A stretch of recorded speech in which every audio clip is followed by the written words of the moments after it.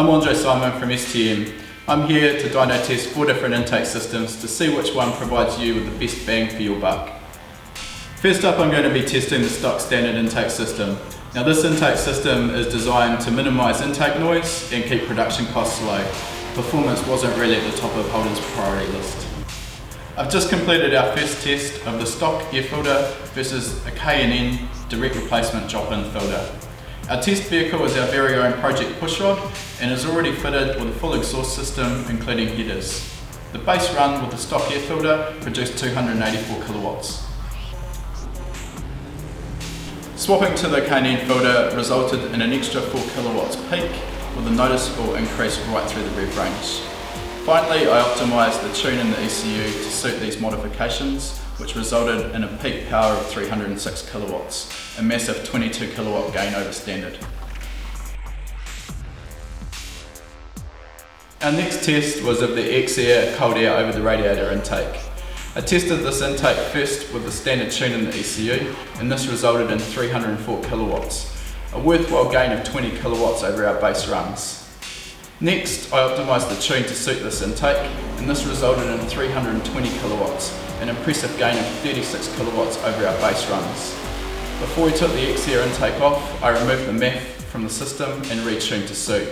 I found this didn't result in any additional power.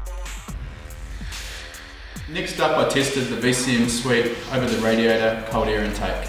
I tested it first with the standard tune in the ECU, which resulted in 306 kilowatts, a 22 kilowatt gain over our baseline run.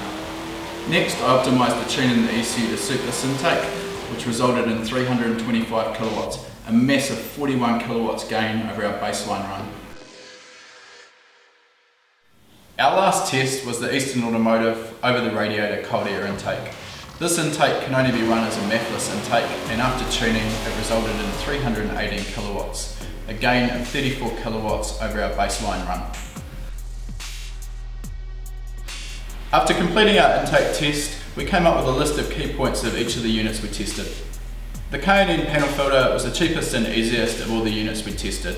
It's easy to fit in the factory airbox, still provided a minor gain in power, and retains the factory look in the engine bay.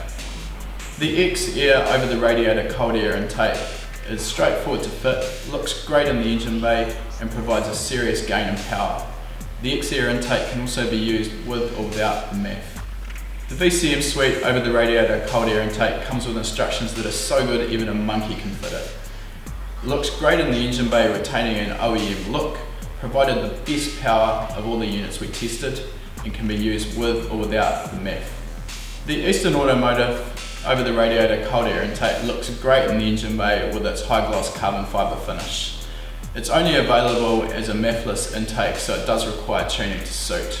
It provided a really good gain in power, however it does require the fuse box support bar to be cut in order to fit.